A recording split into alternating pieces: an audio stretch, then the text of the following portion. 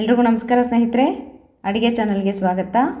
ತುಂಬ ಹಗುರವಾದಂಥ ರುಚಿಯಾದಂಥ ಗರಿ ಪಡ್ಡು ಅಥವಾ ಗುಂತು ಪಂಗ್ಲು ಅಂತಾರೆ ಕೆಲವು ಕಡೆ, ಹೇಗೆ ಮಾಡ್ಕೊಳ್ಳೋದು ಅಂತ ನಿಮಗೆ ಇವತ್ತು ತೋರಿಸ್ಕೊಡ್ತೀನಂತೆ. ಯಾವ ಮೆಜರ್ಮೆಂಟಲ್ಲಿ ಹಾಕಿದರೆ ಇಷ್ಟು ಹಗುರವಾಗಿ ಬರುತ್ತೆ ಅಂತ ನಿಮಗೆ ಇವತ್ತು ತಿಳಿಸ್ಕೊಡ್ತೀನಿ ಸ್ನೇಹಿತರೆ. ಮೊದಲಿಗೆ ನಾನಿಲ್ಲಿ ಅಕ್ಕಿ ತೊಗೊಂಡಿದ್ದೀನಿ ನೋಡಿರಿ. 3 ಲೋಟದಷ್ಟು ಅಕ್ಕಿ, ರೇಷನ್ ಅಕ್ಕಿನಾದರೂ ತೊಗೋಬೋದು ಅಥವಾ ಮಾಮೂಲಿ ಸೋನಾ ಮಸೂರಿ ಬರುತ್ತಲ್ಲ ಅದನ್ನಾದ್ರೂ ತೊಗೋಬೋದು. ಇದಕ್ಕೆ 3/4 ಲೋಟದಷ್ಟು ಉದ್ದಿನ ಕಾಳು, ನಾನಿಲ್ಲಿ ಗುಂಡು ಉದ್ದಿನ ಬೇಳೆ ಹಾಕಿದ್ದೀನಿ, ನೀವು ಉದ್ದಿನ ಬೇಳೆ ಸಹ ಹಾಕ್ಬೋದು. ಇದಕ್ಕೆ 1 ಚಮಚ ಆಗಷ್ಟು ಮೆಂತ್ಯ ಕಾಳನ್ನು ಹಾಕಿದ್ದೀನಿ, ಮತ್ತು 1 ಹಿಡಿ ಆಗಷ್ಟು ಅಥವಾ 1/4 ಲೋಟ ಆಗಷ್ಟು ಕಡಲೆಬೇಳೆ. ಇದಿಷ್ಟು ಚೆನ್ನಾಗಿ ಒಂದು 3-4 ಬಾರಿ ತೊಳ್ಕೊಬೇಕು ನೋಡಿರಿ. ನೀವು ಯಾವ ಲೋಟದಲ್ಲಿ ಅಳತೆ ಮಾಡಿದ್ದೀರೋ ಅಕ್ಕಿ ಬೇಳೆ ಅದರಲ್ಲೇ 1/4 ಲೋಟ ಕಡಲೆಬೇಳೆ, 1/4 ಲೋಟದಷ್ಟು ಅವಲಕ್ಕಿ, ಗಟ್ಟಿ ಅವಲಕ್ಕಿ ಎಲ್ಲನೂ ನಾನು ಒಟ್ಟಿಗೆ ಹಾಕಿ ಹೀಗೆ ನೆನೆ ಹಾಕಿದ್ದೀನಿ. ಇದು ರಾತ್ರಿ ನೆನೆ ಹಾಕ್ಕೊಂಡು ಬೆಳಗ್ಗೆ ಈ ಥರ ಗ್ರೈಂಡರ್ಗೆ ಹಾಕಿದ್ದೀನಿ. ನೀವು ಬೆಳಗ್ಗೆ ತಿಂಡಿಗೆ ಮಾಡೋರು ಹಿಂದಿನ ದಿನ ಬೆಳಗ್ಗೆ ನೆನೆ ಹಾಕ್ಕೋಬೇಕು. ಸಾಯಂಕಾಲ ರುಬ್ಬಿಟ್ರೆ ರಾತ್ರಿ ಎಲ್ಲ ತುಂಬ ಚೆನ್ನಾಗಿ ಫರ್ಮೆಂಟ್ ಆಗುತ್ತೆ. ಈಗ ಇದಕ್ಕೆ ಒಂದು ರುಚಿಯಾದಂಥ ಚಟ್ನಿ ಮಾಡೋಣಂತೆ. ಕಾಯಿ ಚಟ್ನಿ ಅಂದರೆ ಸ್ವಲ್ಪ ಕಡಲೆ ಬೀಜ ಹಾಕಿದ್ರೆ ತುಂಬ ರುಚಿ ಇರುತ್ತೆ, ಹಾಗಾಗಿ ಕಡಲೆ ಬೀಜ ಸ್ವಲ್ಪ ಜಾಸ್ತಿನೇ ಹಾಕ್ಕೋಬೇಕು.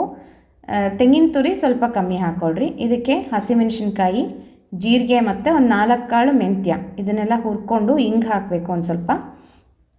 ಮೊದಲಿಗೆ ತೆಂಗಿನ ತುರಿ ನಾನು ಮಿಕ್ಸಿಗೆ ಹಾಕ್ಕೊಂಡಿದ್ದೀನಿ. ಇದಕ್ಕೆ ಕಡಲೆ ಬೀಜ ಹುರಿದಿರೋದು ಮತ್ತು ಖಾರಕ್ಕೆ ನಾವು ಹಸಿಮೆಣಸಿನ್ಕಾಯಿ, ಜೀರಿಗೆ, ಮೆಂತ್ಯ, ಇಂಗು ಎಲ್ಲವನ್ನು ಹುರ್ಕೊಂಡ್ವಲ್ಲ ಅದನ್ನೆಲ್ಲ ಹಾಕ್ಕೊಂಡು ರುಚಿಗೆ ತಕ್ಕಷ್ಟು ಸ್ವಲ್ಪ ಹುಣಸೆ ಹಣ್ಣನ್ನು ಹಾಕ್ಕೋಬೇಕು, ಸ್ವಲ್ಪ ಬೆಲ್ಲವನ್ನು ಹಾಕಬೇಕು, ಸ್ವಲ್ಪ ಸಿಹಿ ಮುಂದೆ ಇದೆ ಚೆನ್ನಾಗಿರುತ್ತೆ ಚಟ್ನಿ, ರುಚಿಗೆ ತಕ್ಕಷ್ಟು ಉಪ್ಪು, ಇದಿಷ್ಟನ್ನು ಹಾಕಿ ಒಂದು ಸಲ ಗ್ರೈಂಡ್ ಮಾಡಿಕೊಂಡು ಇದಕ್ಕೆ ನೀರು ಎಷ್ಟು ಬೇಕಾಗುತ್ತೋ ನೋಡ್ಕೊಂಡು ಹಾಕ್ಕೊಂಡು ಇನ್ನೊಂದು ಸಲ ರುಬ್ಕೊಂಡ್ಬಿಟ್ರೆ ಚಟ್ನಿ ರೆಡಿ ಆಗುತ್ತೆ.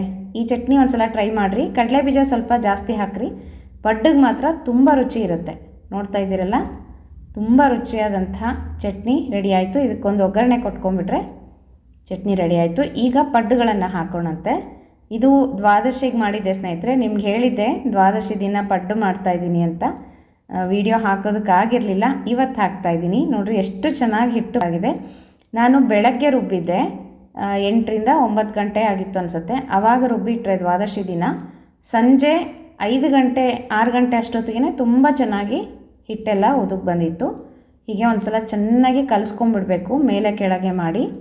ನಂತರ ರುಚಿಗೆ ತಕ್ಕಷ್ಟು ಉಪ್ಪನ್ನು ಹಾಕ್ತಾಯಿದ್ದೀನಿ. ಒಂದು ಸ್ವಲ್ಪ ಸಕ್ಕರೆ ಹಾಕಿದ್ರೆ ನಿಮಗೆ ಕಲರ್ ತುಂಬ ಚೆನ್ನಾಗಿ ಬರುತ್ತೆ, ಕೆಂಪಗೆ ಬರುತ್ತೆ. ದೋಸೆ ಆಗಲಿ ಪಡ್ಡಾಗಲಿ ಸ್ವಲ್ಪ ಸಕ್ಕರೆ ಹಾಕಬೇಕು ನಾವು ಹಿಟ್ಟು ಇದು ದೋಸೆ ಮಾಡ್ಕೊಳ್ಳೋವಾಗ ಅಥವಾ ಪಡ್ಡು ಮಾಡ್ಕೊಳ್ಳೋವಾಗ. ಈಗ ಹಿಟ್ಟೆಲ್ಲ ಚೆನ್ನಾಗಿ ಕಲಿಸ್ಕೊಂಡಿದ್ದೀನಿ. ಈ ಥರ ಹಿಟ್ಟಾದರೆ ನಿಮಗೆ ಪಡ್ಡು ಎಷ್ಟು ಚೆನ್ನಾಗಿ ಬರುತ್ತೆ ಅಂದರೆ ನೀವು ಒಂದು ಸಲ ಟ್ರೈ ಮಾಡಿರಿ. ಇದೇ ಮೆಜರ್ಮೆಂಟಲ್ಲಿ ಹಾಕಿ ನೋಡಿರಿ, ತುಂಬ ರುಚಿಯಾಗಿ ಬರುತ್ತೆ. ಈಗ ಪಡ್ಡು ಹಂಚಿಗೆ ಒಂದು ಸ್ವಲ್ಪ ಎಣ್ಣೆನ ಹಾಕಿದ್ದೀನಿ ನಾನು. ನಿಮಗೆಲ್ಲ ಗೊತ್ತಿದೆ, ಫಸ್ಟ್ ಒಂದು ಸ್ವಲ್ಪ ಹಾಕಿ ತೆಗೆದುಬಿಡ್ತೀನಿ. ಇದನ್ನು ತಿನ್ನಬಾರ್ದು, ನಂತರ ನಾವು ತಿನ್ನೋದಕ್ಕೆ ಮಾಡ್ಕೋಬೇಕು. ಯಾವಾಗಲೂ ಅಷ್ಟೇ ಸ್ನೇಹಿತರೆ, ಚಪಾತಿ ದೋಸೆ ಏನೇ ಮಾಡಲಿ ಈ ಥರ ಒಂಚೂರು ಹಂಚಿನ ಮೇಲೆ ಹಾಕಿ ತೆಗೆದುಬಿಟ್ಟು ಆಮೇಲೆ ನಾವು ಪಡ್ಡುಗಳು ಅಥವಾ ದೋಸೆ ಚಪಾತಿ ಏನಾದರೂ ಮಾಡ್ಕೋಬೇಕು. ನೋಡಿರಿ, ಈಗ ಪಡ್ಡುಗಳನ್ನು ಹಾಕ್ತಾಯಿದ್ದೀನಿ.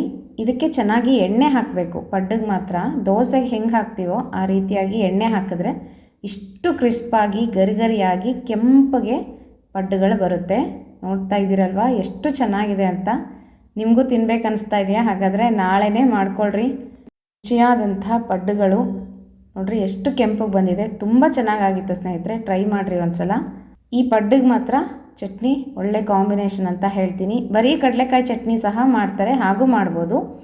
ಒಣಮೆಣ್ಸಿನ್ಕಾಯಿ ಹಾಕಿ ಕಡಲೆ ಬೀಜ ಹಾಕಿ ಈ ಥರ ಜೀರಿಗೆ ಸ್ವಲ್ಪ ಹುರಿದು ಹಾಕಿ ಮಾಡಿದ್ರೆ ತುಂಬ ರುಚಿ ಇರುತ್ತೆ.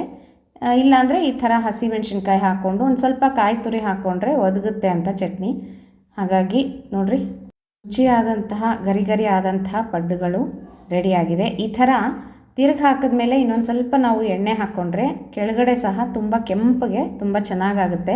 ಇನ್ನು ಹೊತ್ತಿಗೆ ತಿಂಡಿಗೆ ಮಾಡ್ಕೋಬೋದು ಅಥವಾ ದಶಮಿ ದಿನ ರಾತ್ರಿ ಮಾಡ್ಕೋಬೋದು ಫಲಹಾರಕ್ಕೆ, ಮತ್ತು ದ್ವಾದಶಿ ದಿನ ಸಂಜೆ ಸಹ ತಿಂಡಿಗಾಗಿ ಮಾಡ್ಕೋಬೋದು ಸ್ನೇಹಿತರೆ. ನೀವು ಎಲ್ಲ ಟ್ರೈ ಮಾಡಿರಿ, ಹೇಗೆ ಬಂತು ಅಂತ ತಿಳಿಸೋದು ಮರಿಬೇಡ್ರಿ. ಮತ್ತೆ ಸಿಗ್ತೀನಿ. ನಮಸ್ಕಾರ.